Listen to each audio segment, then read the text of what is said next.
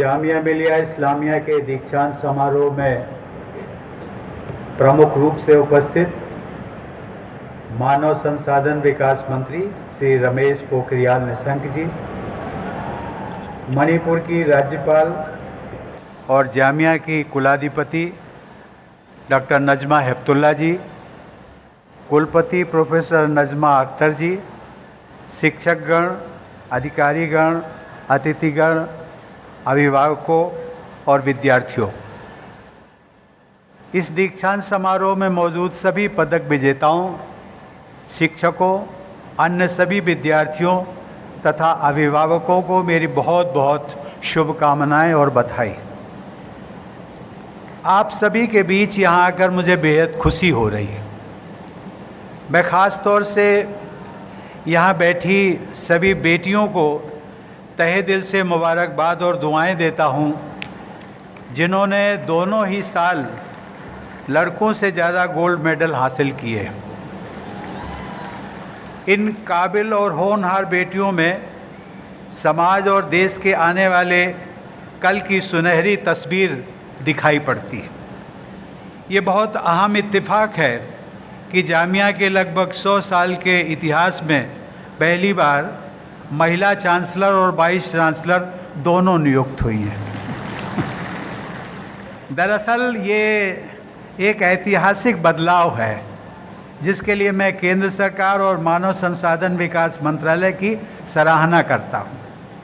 एक और संयोग है कि आप दोनों वाइस चांसलर और चांसलर दोनों ही विशिष्ट महिलाएं हम नाम हैं, और इनके नाम का मतलब होता है स्टार या सितारा।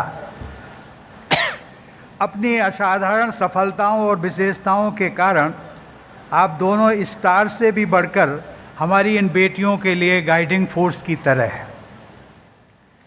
महिला प्रतिभाओं की अमर यादगार में जामिया के कैंपस में ही उर्दू साहित्य की अजीम कलम निगार कुर्रत उल ऐन हैदर जैसी अदीबा की कब्र भी मौजूद है। मुझे यकीन है कि उनकी मिसाल और आप जैसी रोल मॉडल महिलाओं से प्रेरणा लेकर हमारी ये बेटियां भी कामयाबी की बुलंदियां चूमेंगी। मुझे खुशी है कि कल 29 अक्टूबर को आप सबने अपना यूनिवर्सिटी का फाउंडेशन डे मनाया। अगले साल आपकी यूनिवर्सिटी के 100 साल पूरे हो जाएंगे, यानी आप अपने शताब्दी वर्ष में प्रवेश कर चुके हैं। यह आप सभी के लिए अपने इतिहास, वर्तमान और आने वाले कल के बारे में संजीदगी के साथ गौर व फिक्र करने का भी उचित अवसर है।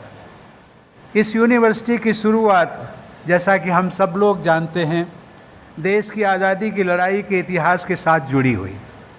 विदेशी हुकूमत के ख़िलाफ़ चल रहे अहिंसापूर्ण आंदोलन के दौरान आज से ठीक 100 साल पहले वर्ष 1919 में हुए जलियांवाला बाग नरसंहार के बाद देश में स्वाभिमान और जागरण की एक नई लहर उठी थी। 1920 में असहयोग और खिलाफत आंदोलनों ने जोर पकड़ा तथा सामाजिक एकता और भाईचारे की भावनाओं को बल मिला। महात्मा गांधी ने विद्यार्थियों से ये अपील की थी कि वे विदेशी हुकूमत की मदद से चलने वाले शिक्षण संस्थानों को छोड़ दें। साथ ही उन्होंने ये भी आह्वान किया था कि राष्ट्रीय शिक्षण संस्थानों की स्थापना की जाए। जामिया तराना का एक मिसरा, जिसको हम सब लोगों ने सुना, जिसमें कहा गया था कि उठे थे सुन के जो आवाज़ें रह बराने वतन, जामिया के संस्थापकों के देश प्रेम को बयान करता है।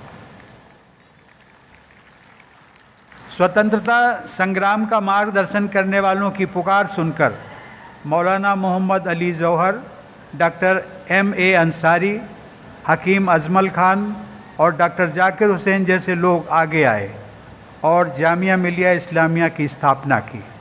जामिया शिक्षा और पुनर्जागरण का माध्यम बना। यह धर्म, अध्यात्म, देशभक्ति और राष्ट्र निर्माण का केंद्र बना। जामिया हमारी साझा विरासत की मिसाल बना है। विद्यार्थियों, इस यूनिवर्सिटी की सहायता करने में महात्मा गांधी, सेठ जमनालाल बजाज, और श्रीनिवास अयंगर जैसे लोग भी पूरी निष्ठा के साथ लगे रहे। जामिया ने सबको साथ लेकर चलने तथा अनेकता में एकता के सूत्रों को मजबूत करने की जो मिसाल पेश की है, वो हमारे देश और समाज की सही पहचान है। इस पहचान को बनाए रखना तथा इसे और भी अधिक मजबूत बनाना आप सभी विद्यार्थियों की ख़ास जिम्मेदारी है। आप सभी पर मौलाना मोहम्मद अली जौहर, महात्मा गांधी और डॉक्टर जाकिर हुसैन के सपनों को पूरा करने की भी जिम्मेदारी है। प्रख्यात शिक्षाविद और मेरे पूर्ववर्ती राष्ट्रपति डॉक्टर जाकिर हुसैन ने गांधी जी के आदर्शों को शिक्षा व्यवस्था में ढालने का आजीवन प्रयास किया। वे सेवाग्राम वर्धा में स्थापित हिंदुस्तानी तालीमी संघ के अध्यक्ष भी रहे। महात्मा गांधी के आदर्शों को भारत में ही नहीं बल्कि अन्य देशों में भी फैलाने के लिए डॉक्टर जाकिर हुसैन साहब में कितना उत्साह था, इसका अंदाज इस बात से लगाया जा सकता है कि वे जब जर्मनी में उच्च शिक्षा प्राप्त करने गए थे, उसी दौरान उन्होंने जर्मन भाषा में डाई बोटसॉफ्ट देश महात्मा गांधी यानी महात्मा गांधी के संदेश नाम की एक पुस्तक भी उन्होंने लिखी थी। जैसा कि आप सभी जानते हैं कि वो 22 वर्षों तक जामिया के वाइस चांसलर रहे। ऐसे महान शिक्षक और शिक्षा शास्त्री को भारत रत्न से अलंकृत किया गया। यह जामिया मिलिया इस्लामिया से जुड़े हर व्यक्ति के लिए फ़ख्र की बात है। मेरे लिए भी ये एक खुशगवार इत्तेफाक है कि मुझे बिहार का राज्यपाल बनने का अवसर मिला, जिस पद को जाकिर हुसैन साहब ने सुशोभित किया था। हम दोनों को ही राष्ट्रपति के रूप में देश की सेवा करने का भी सुअवसर प्राप्त हुआ। इस तरह वे राष्ट्रपति भवन के साथ साथ बिहार राज्य भवन में भी मेरे पूर्ववर्ती रहे। आज जाकिर हुसैन साहब जैसी अजीम शख्सियत के इदारे के इस जलसे में शिरकत करना मेरे लिए बेहद खुशी की बात है। प्यारे विद्यार्थियों, आज हमारा देश एक नई ऊर्जा के साथ दुनिया में अपनी एक खास पहचान बना रहा है। इस प्रयास में देश की 65% युवा आबादी का महत्वपूर्ण योगदान है। युवाओं के इस योगदान को और अधिक प्रभावी बनाने के लिए जामिया जैसी संस्थानों को अहम किरदार निभाना है। आप जैसे युवाओं के ज्ञान और विवेक यानी इल्मो इदराक के बल पर हमारे देश को विश्व में और भी ऊंचा मुकाम हासिल करना है। शिक्षा का असली मकसद होता है इंसान को बेहतर इंसान बनाना। एक बेहतर इंसान जो भी करेगा वो अच्छा करेगा, वो चाहे टीचर हो, डॉक्टर हो, इंजीनियर हो, वकील हो, अधिकारी हो या समाज सेवक हो। मैं समझता हूँ कि बेहतर इंसान बनाने की बात ही जामिया तराना के इन अल्फाज में कही गई है, जिसमें कहा गया है कि यहाँ पे सब में हिदायत है सिर्फ अपना ज़मीर, यहाँ पे सब में हिदायत है सिर्फ अपना ज़मीर यानी अंतरात्मा, अपना कॉन्शस ही सही राह दिखाने वाली रोशनी है, यही गाइडिंग फोर्स है। ज़मीर की आवाज़ में हमेशा सच्चाई होती है, ईमानदारी होती है, भाईचारा होता है, हर इंसान की बेहतरी का जज्बा होता है। इसीलिए जेहन के साथ साथ ज़मीर की रोशनी को बनाए रखना अच्छी तालीम की कसौटी होती है। मुझे यकीन है कि हमारा देश जेहन की ताकत से दुनिया की नॉलेज सोसाइटी में आगे की कतार में खड़ा रहेगा। साथ ही ज़मीर की रोशनी में हमारा समाज इंक्लूसिव सोसाइटी और कंपैशनेट सोसाइटी के रूप में भी आगे बढ़ता रहेगा। प्यारे विद्यार्थियों, आज के दौर के मुताबिक तालीम मुहैया कराने के लिए केंद्र सरकार द्वारा एजुकेशन इकोसिस्टम में बदलाव किए जा रहे हैं। इन प्रयासों के लिए मानव संसाधन विकास मंत्री और उनकी टीम के सभी सदस्य बधाई के हकदार हैं। उनके मंत्रालय द्वारा प्रस्तावित राष्ट्रीय शिक्षा नीति का एक महत्वपूर्ण उद्देश्य है भारत को नॉलेज सुपर पावर के रूप में स्थापित करना। भारत के विद्यार्थियों की असीम प्रतिभा से पूरा विश्व परिचित है। इस प्रतिभा का समुचित उपयोग करने के लिए देश के सभी शिक्षण संस्थानों को अपना योगदान देना है। जामिया जैसे प्रतिष्ठित संस्थानों से विशेष योगदान की उम्मीद की जाती है। मुझे ये जानकर खुशी हुई कि जामिया द्वारा France, Germany, United kingdom, Canada, Australia, Finland, Mexico और जापान में स्थित विश्व के सम्मानित संस्थानों के साथ विभिन्न क्षेत्रों में सहयोग किया जा रहा है। ये बहुत खुशी की बात है कि इस विश्वविद्यालय में centre for nano science and nano technology में आधुनिकतम विषयों पर अध्ययन किया जा रहा है। यहाँ की faculty of engineering and technology ने अच्छी साख बनाई है।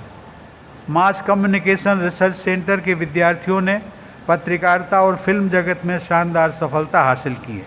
खेल कूद के क्षेत्र में भी जामिया के विद्यार्थियों ने अपनी कामयाबी का परचम लहराया है। आने वाले वक्त के मुताबिक आगे बढ़ने की सोच ही इन सफलताओं की बुनियाद है। यही सोच आप सभी विद्यार्थियों को अपनी ज़िंदगी के हर पहलू में अपनानी है, चाहे वो आपके निजी मुद्दे हों या फिर समाज, देश और दुनिया के हों। मुझे ये जानकर खुशी हुई कि जामिया द्वारा पड़ोस की बस्तियों में कम्युनिटी डेवलपमेंट प्रोग्राम चलाए जा रहे हैं।